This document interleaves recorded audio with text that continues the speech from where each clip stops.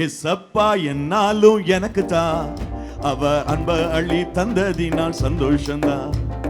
ஏசப்பா என்னாலும் எனக்கு தான், அவர் அன்ப அள்ளி தந்ததினால் சந்தோஷம்தான். குதூகலம் கொண்டாட்டமே என் வாழ்க்கையில் இல்ல திண்டாட்டமே. குதூகலம் கொண்டாட்டமே என் வாழ்க்கையில் இல்ல திண்டாட்டமே. என் வாழ்க்கையில் இல்ல திண்டாட்டமே. ஏசப்பா என்னாலும் எனக்கு தான், அவர் அன்ப அள்ளி தந்ததினால். எல்லா கரங்களை தட்டி ஏசப்பா என்னாலும் எனக்கு தான், அவர் அன்ப அள்ளி தந்ததினால் சந்தோஷம்தான். ஏசப்பா என்னை தேடி வந்தார், சுகம் தந்தார், அன்பை பொழிந்தார். ஏசப்பா என்னை தேடி வந்தார், சுகம் தந்தார், அன்பை பொழிந்தார். என் வாழ்விலே அவரே வழி, என் வாழ்விலே அவரே ஒளி. என் வாழ்விலே அவரே வழி, என் வாழ்விலே அவரே ஒளி. என் வாழ்விலே அவரே ஒளி. ஓ ஏசப்பா என்னாலும் எனக்கு தான், அவர் அன்ப அள்ளி தந்ததினால் சந்தோஷம். கரங்களை தட்டி உற்சாகமாய் ஏசப்பா என்னாலும் எனக்கு தான், அவர் அன்ப அள்ளி தந்ததினால் சந்தோஷம்தான். ஏசப்பா என்னை தேடி வந்தார், வெள்ளன் தந்தார், வல்லமை பொழிந்தார். ஏசப்பா என்னை தேடி வந்தார், பலன் தந்தார், வல்லமை பொழிந்தார். என் வாழ்விலே அவரே ஜீவன், என் வாழ்விலே அவரே மீட்பர். என் வாழ்விலே அவரே ஜீவன், என் வாழ்விலே அவரே மீட்பர். என் வாழ்விலே அவரே மீட்பர். ஓ ஏசப்பா என்னாலும் எனக்கு தான், அவர் அன்ப அள்ளி தந்ததினால் சந்தோஷம்தான். ஹalleluya. ஏசப்பா என்னாலும் எனக்கு தான், அவர் அன்ப அள்ளி தந்ததினால் சந்தோஷம்தான். ஏசப்பா என்னை தேடி வருவார், அபிஷேகம் தருவார், ஆவியை பொழிவார். ஏசப்பா என்னை தேடி வருவார், அபிஷேகம் தருவார், ஆவியை பொழிவார். என் வாழ்விலே அவரே சொந்தம், என் வாழ்விலே அவரே தஞ்சம். என் வாழ்விலே அவரே சொந்தம், என் வாழ்விலே அவரே தஞ்சம். என் வாழ்விலே அவரே தஞ்சம். ஏசப்பா என்னாலும் எனக்கு தான், அவர் அன்ப அள்ளி தந்ததினால் சந்தோஷம்தான். ஹalleluya. ஏசப்பா என்னாலும் எனக்கு தான், அவர் அன்ப அள்ளி தந்ததினால் சந்தோஷம்தான். குதூகலம் கொண்டாட்டமே என் வாழ்க்கையில் இல்ல திண்டாட்டமே. குதூகலம் கொண்டாட்டமே என் வாழ்க்கையில் இல்ல திண்டாட்டமே. என் வாழ்க்கையில் இல்ல திண்டாட்டமே. ஏசப்பா என்னாலும் எனக்கு தான், அவர் அன்ப அள்ளி தந்ததினால் சந்தோஷம்தான். ஹalleluya. ஏசப்பா என்னாலும் எனக்கு தான், அவர் அன்ப அள்ளி தந்ததினால் சந்தோஷம்தான். சின்ன வயசுல இருக்கும்போது நம்ம அங்கிள் ஆன்ட்டி சொந்தக்காரங்க வரும்போது ஏதாவது ஒன்று வாங்கி கொடுத்துட்டாங்கன்னா நமக்கு எவ்வளோ மகிழ்ச்சியா இருக்குல்ல. அது மாதிரி சந்தோஷத்துல மகிழ்ச்சியில நிரம்பி நம்ம பாடணும். அந்த உணர்வோட பாடுங்க. அதை பாடும்போது எனக்கெல்லாம் கொஞ்சம் துள்ளி குதிக்கணும் போல தான் இருக்குது. அல்லேலூயா. அவ்வளவு சந்தோஷமா இருக்கு. ஏன் ஆண்டவர் எனக்குரியவர், என்னை ரட்சிக்கிறவர், எனக்கு போதுமானவர், என்னை பாதுகாக்கிறவனுக்கு, எனக்கு நம்பிக்கை ஊட்டுகிறவர், என்னை நித்தியத்திற்கு அழைத்து செல்கிறவர். இந்த உலகத்திலே மிகப்பெரிய தேவாதி தேவனுக்கு நான் பிள்ளையாக இருக்கிறேன். அந்த உணர்வோடு ஒரு சரணத்தை, முதல் சரணத்தை, சாரி செகண்ட் சென்ஸ். ஏசப்பா என்னை தேடி வந்தார், பலன் தந்தார், வல்லமை பொழிந்தார். ஏசப்பா என்னை தேடி வந்தார், பலன் தந்தார், வல்லமை பொழிந்தார். ஏசப்பா என்னை தேடி வந்தார், பலன் தந்தார், வல்லமை பொழிந்தார். ஏசப்பா என்னை தேடி வந்தார், பலன் தந்தார், வல்லமை பொழிந்தார். என் வாழ்விலே அவரே ஜீவன், என் வாழ்விலே அவரே மீட்பர். என் வாழ்விலே அவரே ஜீவன், என் வாழ்விலே அவரே மீட்பர். என் வாழ்விலே அவரே மீட்பர். ஓ ஏசப்பா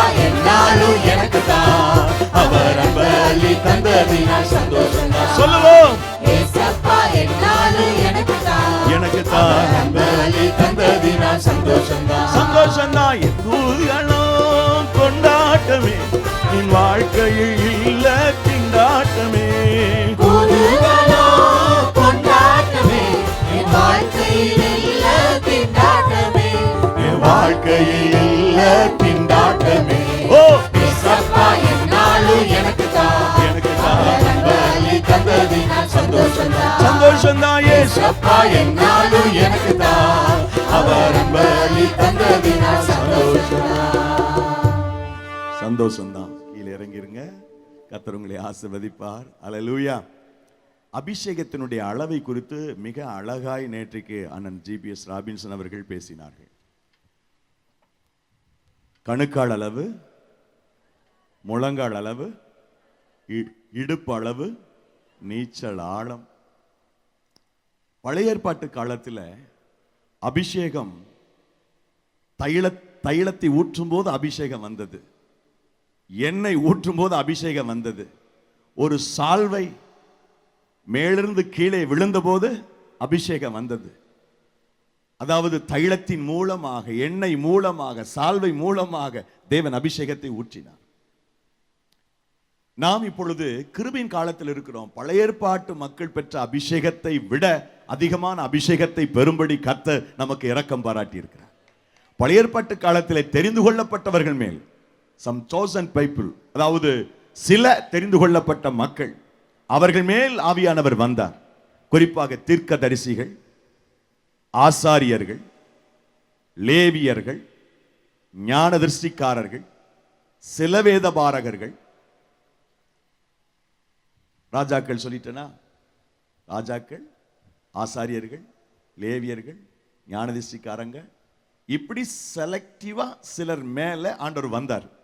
ஆனால் புதிய ஏற்பாட்டு காலத்தில் மாம்சமான யாவர் மேலும் என் ஆவியை ஊற்றுவேன் என்று சொன்னார். கரங்களை தட்டி கர்த்தருடைய நாமத்தை மகிமைப்படுத்தும். இது எதற்கு அடையாளமாக இருக்கிறது என்று சொன்னால், இரண்டு ராஜாக்கள், ஒருவன் சவுல், மற்றொருவன் தாவீது. சவுல் பழைய ஏற்பாட்டிற்கு ஞானார்த்தமான ஒரு கதாபாத்திரம், தாவீது புதிய ஏற்பாட்டுக்கு ஞானார்த்தமான கதாபாத்திரம். சவுல் பழைய ஏற்பாடு என்றால் தாவீது புதிய ஏற்பாடு. இந்த ஒரு விஷயத்தில் அந்த இரண்டு கதாபாத்திரங்களை நாம் ஞானார்த்தமாக எடுத்துக்கொள்ளலாம்.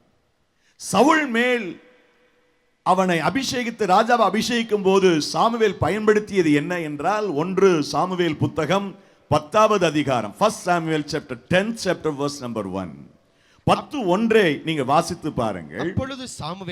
அப்பொழுது சாமுவேல் தைலக்குப்பியை எடுத்து அவன் தலையின் மேல் வார்த்து அவனை முத்தம் செய்து, போதும், கர்த்தர் உன்னை தம்முடைய சுதந்திரத்தின் மேல் தலைவனாக என்ன கொண்டு போய் அபிஷேகித்தான்? தைல குப்பி. இப்ப தாவீதை பாருங்கள், 16-13, 1 Samuel chapter 16 verse number 13. அப்பொழுது சாமுவேல் தைல கொம்பை எடுத்து, அங்க என்ன இருக்கு? தைல கொம்பு. தைல குப்பி இங்கதான் தைல கொம்பு. அங்க என்ன வாசித்தீங்க? தைல குப்பி. தைல குப்பி சவுலுக்கு என்றால், தாவீதுக்கோ தைல கொம்பு. குப்பி என்பது சின்ன ஸ்மால் பாட்டில், தைல கொம்பு என்பது பெருசு. ஆகவே பழைய ஏற்பாடு சவுல் என்றால், புதிய ஏற்பாடு தாவீது. இது ஏற்கனவே பல செய்திகளில் நான் சொல்லியிருக்கிறேன்.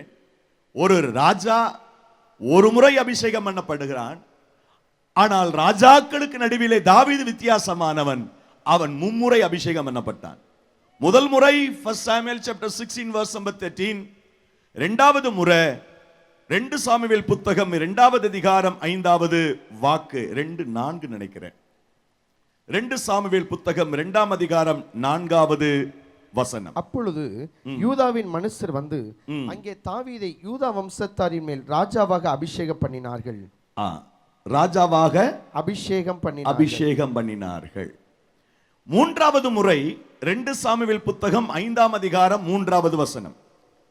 கவனிங்கள், ஒரு ராஜா ஒரு முறை அபிஷேகம் பண்ணப்படலாம், ஆனால் தாவீது மும்முறை தேவனுடைய அபிஷேகத்தை பெற்றவன். ஆகவேதான் சொன்னேன், தாவீது புதிய ஏற்பாட்டு கால திருச்சபைக்கு அடையாளமான ஞானார்த்தமான ஒரு கதாபாத்திரம். நீங்களும் நானும் ஆசைப்படுகிற விதத்தில் நீங்கள் எந்த அளவுக்கு விரும்புகிறீர்களோ, எந்த அளவுக்கு வாஞ்சிக்கிறீர்களோ, அந்த அளவிற்கு தேவன் தம்முடைய அபிஷேகத்தை, தம்முடைய ஆவியை ஊற்றுவார். ஆனால் துரதிர்ஷ்டமான விடயம் என்னவென்றால், நம்மிலே அநேகர் அந்த ஃப்ரீக்வன்சிக்கு வர முடியாம பிசாசு தடை பண்ணுது, நம்மளை இழுக்குது. எல்லாருக்கும் ஆசை தான் ஆண்டவருடைய வல்லமையில நிரம்பணும், பரிசுத்த இன்க்ளூடிங் மீ. நான் கூட நினைக்கிறேன் என்றவர் இனிமே சொச்ச வருஷத்துலயாவது நான் இன்னும் கூடுதல் வரத்தை பெற்று செயல்படணும், உங்க வல்லமையை பிரதிபலிக்கணும்னு நினைக்கிறேன். ஆனா அந்த உலகத்தினுடைய சிஸ்டம் என்ன? பிசாசு மிக தந்திரமாக நாம் அந்த அந்த நிலையில் உயர்த்தப்பட முடியாதபடி யுத்தம் செய்கிறான். ஆனாலும் அபிஷேகத்திலே சில வேறுபாடுகள் இருக்கின்றன. சிலர் நம்முடைய விசுவாச மக்களை வாஞ்சித்து ஜெபிக்கிற பிள்ளைகள் அந்த அபிஷேகத்தில் ஒரு ஊழியரை விட முன்னிலையில் இருக்கிறார்கள். ஆகவே இந்த கடைசி நாளிலே தாவீது மற்ற ராஜாக்களைப் போல ஒரு முறை அபிஷேகம் பண்ணப்பட்டவன் அல்ல. முதல் முறை 1 சாமுவேல் 16:13, இரண்டாவது முறை 2 சாமுவேல் 2:4, மூன்றாவது முறை 2 சாமுவேல் 5:3. இந்த 3 வசனங்களிலே மும்முறை அபிஷேகம் பண்ணப்பட்டவன்.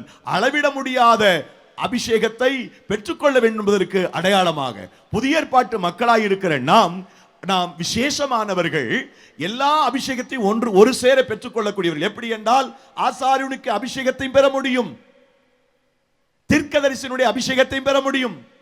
இதற்கு அடையாளமாக ஒரு வார்த்தை சொல்ல வேண்டுமானால் 1 Peter chapter 2 verse number 9. அந்த வசனம் என்ன சொல்லுகிறது? 1 பேதுரு, நீங்களோ உங்களை அந்தகாரத்தினின்று தம்முடைய ஆச்சரியமான ஒளியினிடத்திற்கு வரவழைத்தவருடைய புண்ணியங்களை அறிவிக்கும்படி தெரிந்து கொள்ளப்பட்ட சந்ததி. உங்க மேல் அந்த அபிஷேகம், பழைய ஏற்பாட்டு காலத்தில் தெரிந்து கொள்ளப்பட்டவர்கள் மேல் அபிஷேகம் இருந்ததே, அந்த அபிஷேகம் உங்களுக்கு வரும். பிறகு ராஜ ரீகம், ராஜாக்களுக்கு அபிஷேகம் இருந்ததில்ல, அந்த அபிஷேகம் உங்களுக்கு வரும். அதாவது புதிய ஏற்பாட்டு விசுவாசிகளுக்கு பழைய ஏற்பாட்டிலே தெரிந்து கொள்ளப்பட்டவர்கள் மேல் இருந்த அபிஷேகமும் வரும். பழைய ஏற்பாட்டிலே ராஜாக்களாக இருந்தார்களே, அந்த அபிஷேகமும் பெற முடியும். பிறகு ஆசாரிய கூட்டம், பழைய ஏற்பாட்டிலே ஆசாரியர்கள் மேல் அபிஷேகம் வந்தது, அந்த ஆசாரியருக்குரிய அபிஷேகமும் உங்களுக்கு கிடைக்கும். மும்மடங்கு அபிஷேகம், 3 மடங்கு அபிஷேகம். பழைய ஏற்பாட்டு காலத்திலே வாழ்ந்தவர்களை விட நாம் விசேஷமானவர்கள். பழைய ஏற்பாட்டு காலத்தின் அபிஷேகத்துக்கு அடையாளம் சவுல் ராஜா என்றால், புதிய ஏற்பாட்டு அபிஷேகத்திற்கான அடையாளம் தாவீது ராஜா. தாவீதின் குமாரன் என்று அழைக்கப்படுகிற இயேசு கிறிஸ்துவை பற்றி ஒரு வசனம் இருக்கிறது, தெரிந்த வசனம். யோவான் நற்செய்தி நூல் 3வது அதிகாரம் 34வது வசனம். தேவனால் அனுப்பப்பட்டவர். தேவனால், ஆங்கிலத்திலையும் போட முடியுமா? அது என்ன வார்த்தை பயன்படுத்தப்பட்டிருக்கு பார்க்கலாம். தேவனால் அனுப்பப்பட்டவர் தேவனுடைய வார்த்தைகளை பேசுகிறார். தேவன் அவருக்கு தமது ஆவியை அளவில்லாமல், ஆங்கில வார்த்தை என்ன போட்டிருக்குது அதுல? Not the spirit by measure unto him. God giveth not the spirit by measure unto him. அளவிட முடியாத unmeasurable anointing, uncountable anointing, எண்ண முடியாது, அளக்க முடியாது, அப்படி தாராளமான ஒரு அபிஷேகம் இருந்தது. புதிய ஏற்பாட்டு விசுவாச மக்கள் விசேஷமானவர்கள், விசேஷமான ஆவியின் வல்லமையை பெற வேண்டும் என்பதற்கு அடையாளமாகத்தான் இயேசு, அந்த அபிஷேகத்திற்கு முதல் வித்து இயேசு, அவர் மேல் இருந்த அபிஷேகம் எப்படி இருந்தது? அளவிட முடியாத அபிஷேகம். For God gives the spirit without limit. Another translation இல்ல, another translation, without limit, லிமிட்டே கிடையாது. அளவிட முடியாத அபிஷேகத்தை ஆண்டவர் கொடுக்கும். அவர் தயாரா இருக்கிறார். நீங்கள் தயாரா இருக்கிறீர்களா? நீங்கள் தயாராக இருக்கிறீர்களா? செய்வீர்களா? எங்கே கேட்ட மாதிரி இருக்குல்ல, நம்முடைய முன்னாள் முதலமைச்சர் அது மாதிரி. நீங்கள் தயாராக இருக்கிறீர்களா? சினிமாக்காரன் சொல்ல, நாங்க ரெடி. ஏசு ரெடியா இருக்கிறார். இப்போ என்ன கொடுக்கிறதுக்கு? அபிஷேகத்தை. ஓவரா சினிமாவிலிருந்து கோட் பண்றீங்க பிரதர் அப்படின்னு ஒரு மாதிரி சந்தேகமா பார்க்காதீங்க. எல்லாருக்கும் தெரிஞ்சது ஸ்டேட்மெண்ட் தான். எல்லாம் தேவன் ரெடியா இருக்கிறார். எதுக்கு? உங்க மேல அளவில்லாமல் தம்முடைய ஆவி ஊற்றுவதற்கு. நீங்க ரெடியா இருக்கீங்களா? அவர் ரெடியா இருக்கிறார், அவர் ஆயத்தமாக இருக்கிறார். நீங்கள், அவர் ரெடியாக இருக்கிறார். நீங்கள் எவர் ரெடியாக இருக்கிறீர்களா? கொஞ்சம் எதுக்கு மோனையா பேசுவோமே. அவர் ரெடியாக இருக்கிறார். தமிழ்ல அவர். இப்ப எவர் ரெடி? ஆங்கிலத்தில் எவர் ரெடியா நீங்க இருக்கிறீங்களா? நீங்க எப்போதும் ஆண்டவரே என் மேல ஊற்றுங்க, உங்களுக்காக நான் போக விரும்புறேன், உங்களுக்காக சாதிக்க விரும்புறேன், உங்களுக்காக செய்ய விரும்புறேன். நீங்க ரெடியா இருக்கிறீங்களா? ஆவியானவர் காலை வேளையில நம்மோடு பேசுகிறார். ஹல்லேலூயா. சோ ஜீசஸ் பாருங்க, அந்த அளவிட முடியாத அன்மிசரபிள் ஸ்பிரிட் அல்லது அன்மிசரபிள் அனாயிண்டிங் எப்படி அவருக்குள் வேலை செய்கிறது என்பதைத்தான் ஒரு 7 குறிப்புகளை வேகமாய் சொல்லி நான் நிறைவு செய்கிறேன். இயேசு கிறிஸ்துவில் இருந்த அபிஷேகம் எப்படிப்பட்டது? அவர் எப்படிப்பட்ட அபிஷேகத்தை பெற்றிருந்தார்? அவர் இறைவன், அவர் வல்லமையுள்ளவர், அவருக்கு அபிஷேகம் புதிதானதல்ல. ஆனால் மனிதனாக வந்த பிறகு அவர் அந்த ப்ராசஸ்ல இருக்கணும்ன்றதான் பிதாவுடைய சித்தம். எப்படி சொல்லுகிறேன்? நீதிமொழிகள் புத்தகம் 8வது அதிகாரம் 23வது வசனத்தில் இந்த குமாரனை குறித்த தீர்க்கதரிசன வசனத்தை நான் வாசிக்கின்றோம். பூமி உண்டாகும் முன்னும் ஆதி முதற்கொண்டும் அனாதியாய் நான் அபிஷேகம் பண்ணப்பட்டேன். அனாதியாய் ஆங்கிலத்தில் போடுங்க, அனாதியாய். forever. அது அனாதியாய் அப்படின்றதுக்கு ஆங்கில பதம் அனாதியாய். அதாவது இந்த காலம் நான் பூர்வீகமாக ஆதியிலிருந்து நான் அபிஷேகம் I was appointed from eternity, from the beginning, before the world began. உலகம் உருவாவதற்கு முன்பதாகவே I was appointed from eternity. நித்தியம் என்ற பதம் அது. அனாதி என்று சொன்னால் அனாதி என்பது நித்தியமாக. I was appointed from eternity, from the beginning, before the world began. இந்த உலகம் துவங்குவதற்கு முன்பதாக, உலகம் உண்டாக்கப்படுவதற்கு முன்பதாக என் தேவாதி தேவன் மேல் அந்த அபிஷேகம் இருக்கிறது. குமாரன் மேல் அந்த அபிஷேகத்தை பிதா வைத்திருந்தார். அது புதிதாக ஒரு அபிஷேகம் பெற வேண்டிய அவசியம் இல்லை. எதற்காக இந்த ப்ராசஸ்? நியூ டெஸ்டமென்ட்ல அவரை பற்றி வாசிக்கும் போது நான் சொல்கிற 7 படிகளை கடந்து வருகிறதை பார்க்கலாம். இந்த படிகள், இந்த வளர்நிலை, இந்த முதிர்நிலை அபிஷேகத்தை பெறுவதிலே நாம் அக்கறை எடுக்க வேண்டும். முதலாவது, அவருக்கும் ஆவியானுக்குள்ள தொடர்பு. அவர் உண்டாக்கப்பட்டதே ஆவியினால் உண்டாக்கப்பட்டார். என்றும் நிலைத்திருக்கிற கர்த்தராகிய இயேசு கிறிஸ்து தாயின் வயிற்றிலே குழந்தையாக உருவாவது என்பது மனுஷ சித்தத்தினால் அல்ல, புருஷ சித்தத்தினால் அல்ல, பரிசுத்த ஆவியானவராலே அவர் உருவாக்கப்பட்டார். ஆவியானவருக்கும் இயேசுக்குள்ள முதல் பாயிண்ட் அதுதான். லூக்கா நற்செய்தி நூல் 1வது அதிகாரம் 35வது வசனம். தேவதூதன் அவளுக்கு பிரதியுத்தரமாக, பரிசுத்த ஆவி உன்மேல் வரும், பரிசுத்த ஆவி உன்மேல் வரும், உன்னதமானவருடைய பலம் உன்மேல் நிழலிடும், ஆதலால் உன்னிடத்தில் பிறக்கும் பரிசுத்தம் உள்ளது தேவனுடைய குமாரன் எனப்படும். குறித்து வைத்துக் கொள்ளுங்கள், மத்தேயு 1ஆம் அதிகாரம் 18 மற்றும் 20 வசனங்களை கூட. இந்த குமாரன் மனுஷ சித்தத்தினால், புருஷ சித்தத்தினால் உருவானவர் அல்ல, பரிசுத்த ஆவியினுடைய பலத்தினால். பரிசுத்த ஆவியானவர் அந்த கற்ப பைக்குள்ளே வந்து இந்த குமாரனை, இந்த சிசுவை அவர் உருவாக்கினார். கருவில் இருக்கும் பொழுதே தேவனுடைய ஆவியானவர் அவரை நிரப்பினார். இரண்டாவது, இவர் வளரும் பொழுது, பிள்ளை பருவத்தில் வளரும் பொழுது ஆவியானவர் கூடவே இருந்தார். லூக்கா நற்செய்தி நூல் 1வது அதிகாரம் 80வது வசனம்.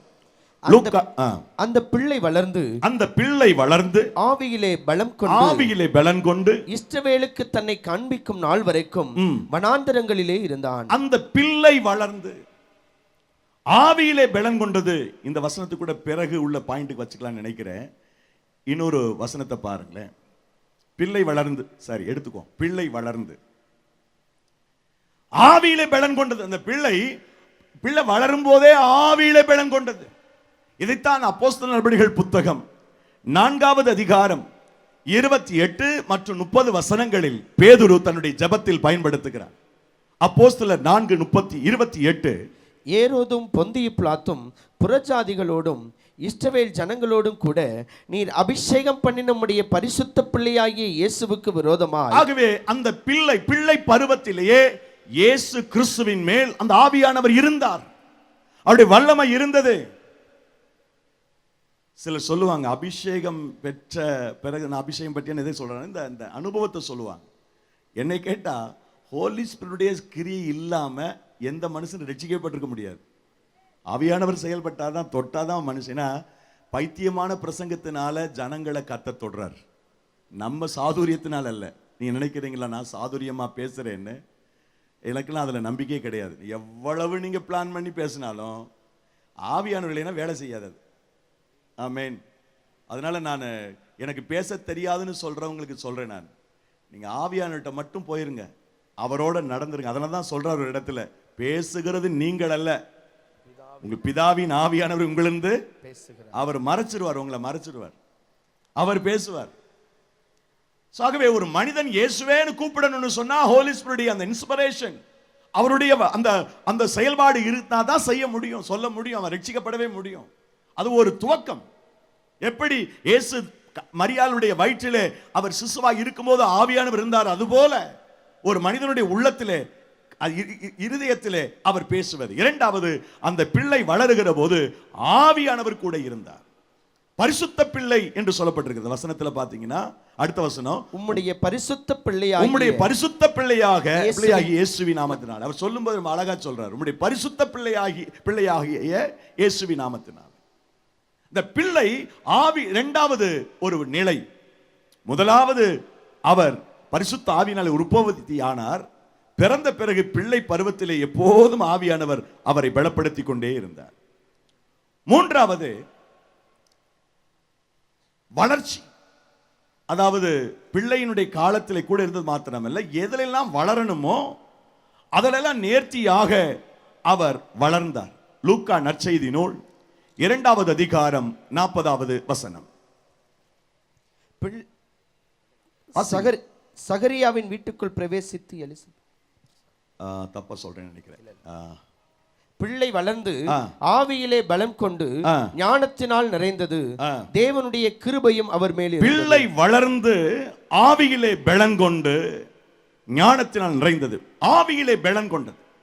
இந்த ஆவியானவரை பெற்றுக்கொள்வது மாத்திரமல்ல, இந்த ஆவியில ஒரு பலன், ஒரு ஸ்ட்ரென்த். முதலாவது கருவில் இருக்கும் பொழுது, இரண்டாவது பிள்ளை பருவத்திலே, மூன்றாவது அந்த வளரும் பொழுதே ஆவியின் பலன், நான்காவது ஞான ஸ்நானம் எடுக்கும்போது.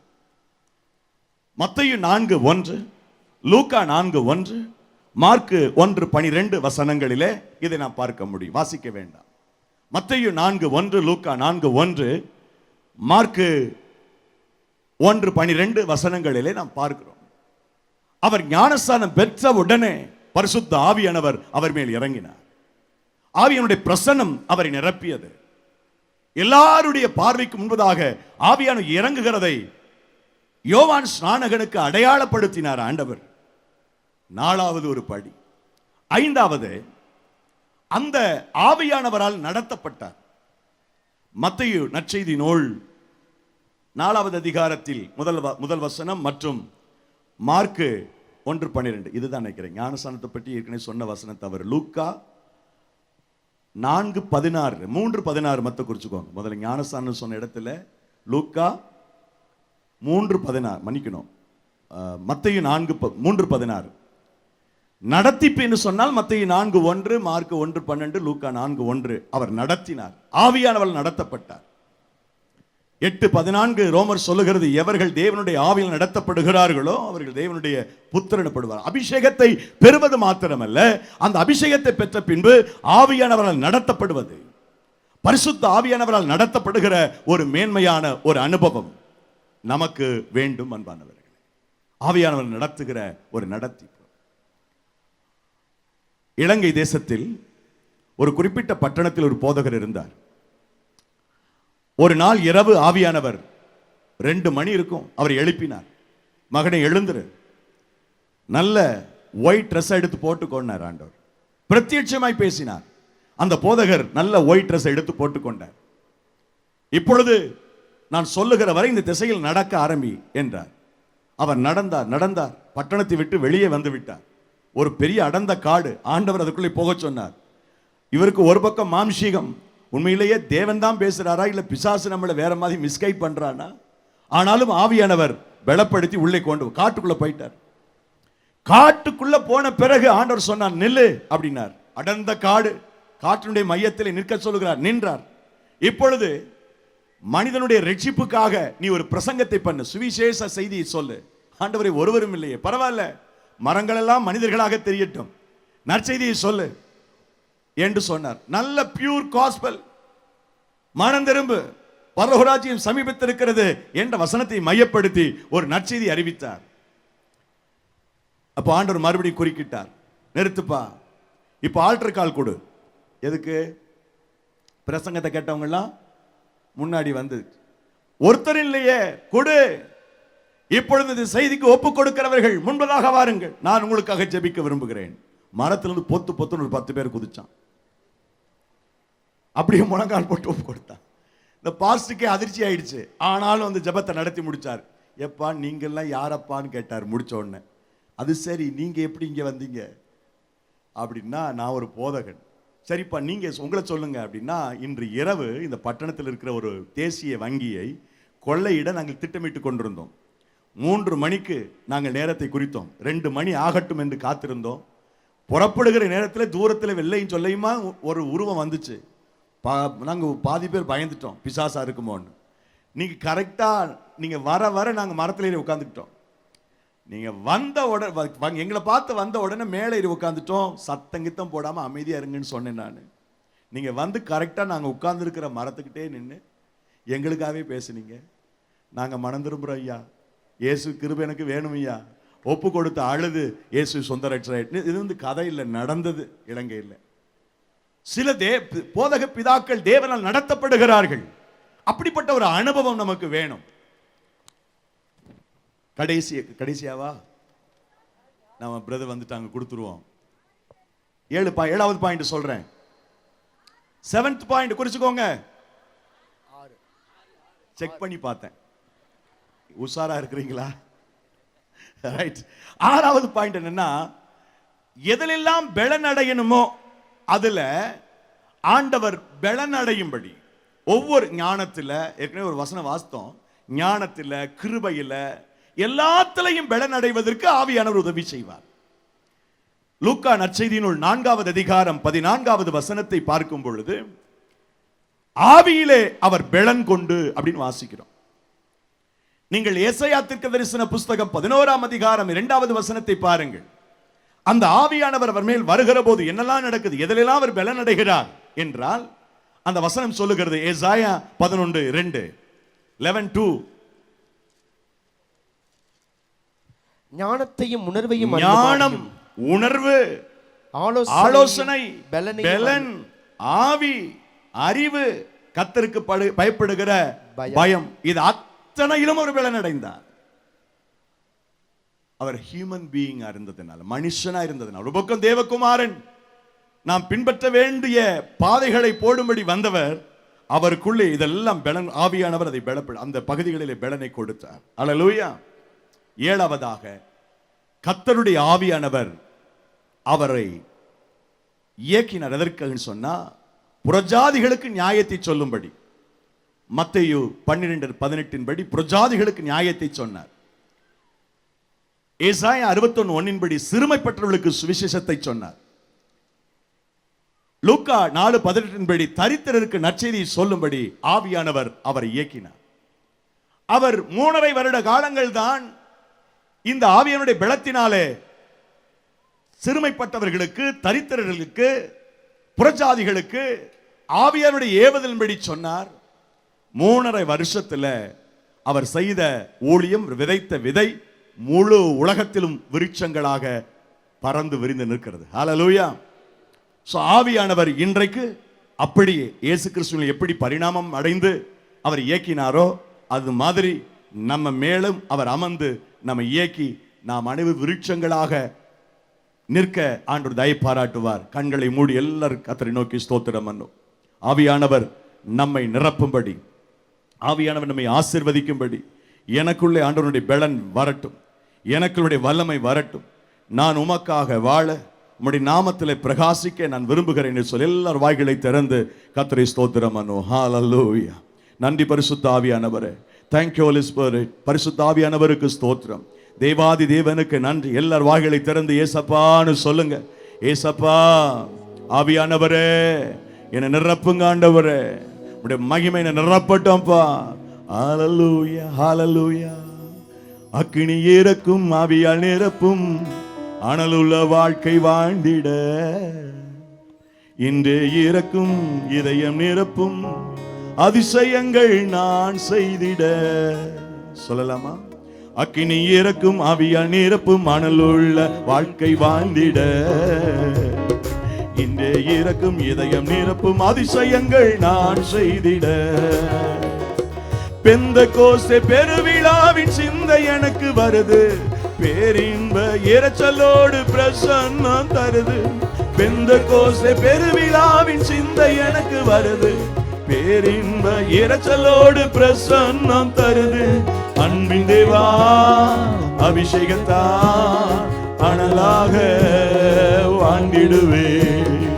அன்பின் தேவா அபிஷேகத்தா அனலாக வாழ்ந்திடுவே. அக்கினி இறக்கும் ஆவியால் நிரப்பும் மணலுள்ள வாழ்க்கை வாழ்ந்திட. இன்றே இறக்கும் இதயம் நிரப்பும் அதிசயங்கள் நான் செய்திட. சொல்லலாமா உற்சாகமாய்? அக்கினி இறக்கும் ஆவியால் நிரப்பும் மணலுள்ள வாழ்க்கை வாழ்ந்திட. இன்றே இறக்கும் இதயம் நிரப்பும் அதிசயங்கள் நான் செய்திட. பரலோக அக்கினி பலிபீடத்தின் மேல் வருது. படைக்கப்பட்ட என்ன பக்குவப்படுத்த வருது. பரலோக அக்கினி பலிபீடத்தின் மேல் வருது. படைக்கப்பட்ட என்ன பக்குவப்படுத்த வருது. பரமதேவா அக்கினி வேண்டும் பரிசுத்தமாய் வாழ்ந்திடவே. பரமதேவா அக்கினி வேண்டும் பரிசுத்தமாய் வாழ்ந்திடவே. அக்கினி இறக்கும் ஆவியால் நிரப்பும் மணலுள்ள வாழ்க்கை வாழ்ந்திட. இன்றே இறக்கும் இதயம் நிரப்பும் அதிசயங்கள் நான் செய்திட. அக்கினி இறக்கும் மணலுள்ள வாழ்க்கை வாழ்ந்திட. இன்றே இறக்கும் இதயம் நிரப்பும் அதிசயங்கள் நான் செய்திட. இஸ்ரவேலை பாதுகாத்த தேவ சேனை வருது. இதுவரை கிடைச்சிடாத சந்தோஷம் தருது. இஸ்ரவேலை பாதுகாத்த தேவ சேனை வருது. இதுவரை கிடைச்சிடாத சந்தோஷம் தருது. மேக ஸ்தம்பம் அக்னி ஸ்தம்பம் எப்போதும் வழிகாட்டும். மேக ஸ்தம்பம் அக்னி ஸ்தம்பம் எப்போதும் வழிகாட்டும். அக்கினி இறக்கும் ஆவியால் நிரப்பும் மணலுள்ள வாழ்க்கை வாழ்ந்திட. இன்றே இறக்கும் இதயம் நிரப்பும் அதிசயங்கள் நான் செய்திட. அக்கினி இறக்கும் ஆவியால் நிரப்பும்